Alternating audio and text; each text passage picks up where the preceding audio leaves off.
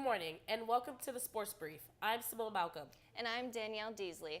Our top story, the Break Your Heart Cubs. We got used to celebrating our Cubbies this time of year, but we'll have to sit this postseason out.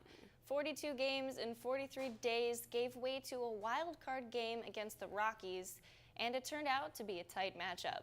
The Cubs tapped their trusty lefty Jon Lester for the start, and he dominated the defense. Allowing only one run, he finished out 9 strikeouts in 6 innings. But the Rockies had their man Kyle Freeland on the mound to face Cubs bats, and he shined. With no earned runs, he retired 6 batters and allowed only 4 hits, but the Cubs would score 1 run after his exit, tying it at 1. And it all boiled down to the 13th inning. With runners on the corners, Tony Walters grounds one to center field. That will bring in Trevor Story as the Rockies take a 2-1 lead, and that was all they needed to take the win. Next stop for the Rockies would be the National League Division Series. Well, a bummer of a loss for the Cubs. I mean, I was just ready to get out there for postseason games. I know, it kind of sucks. I had never been to a baseball game, and I was really looking forward to buying my playoff ticket. Maybe next year. Maybe, hopefully. From the baseball dive into the gridiron, the talk of the NFL is all about the newcomers, folks. It's the rookie show in Cleveland as Baker Mayfield continues to shine for the Browns. The Rook led the Browns to a 12-9 victory over the Ravens in their third OT game this season on Sunday. And at 2-1, the Browns are off to their best start since 2014. Well, Simone, football is America's game. We love it, but it is dangerous. A high school football player took a hit on the field and didn't get up.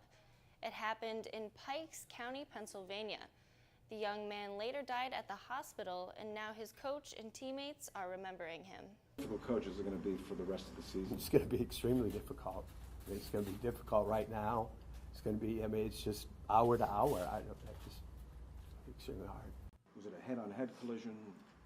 No, we're still really reviewing the video on that. I don't have a lot of information on that at this time. Teammates of Dylan Thomas locked arms and walked out onto the football field. Thomas did not have a history of seizures or migraines. Doctors aren't sure what caused him to black out because the players say they didn't see him get hit on the head.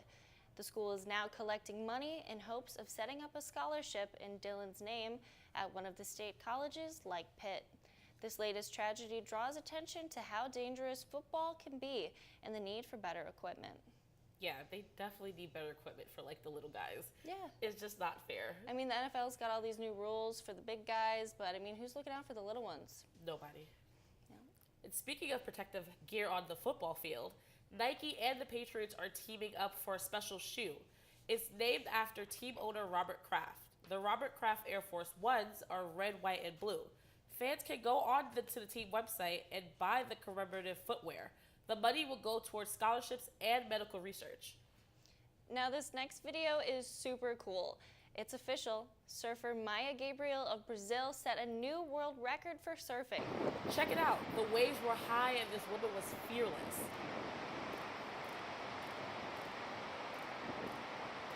Here's the action in Portugal. The wave is at nearly 70 feet. It looks like she's going to be wiped out. But no, there she is hanging in there. We slowed it down for you too. Maya now holds the Guinness World Record for female surfers.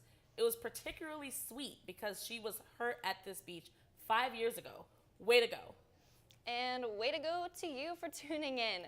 That's all we have for this week's edition of Sports Brief. Thanks for joining us. I'm Danielle Deasley. And I'm Simone Malcolm. Stay tuned for Newsbeat, Columbia College's live half-hour newscast. That's at 11:30.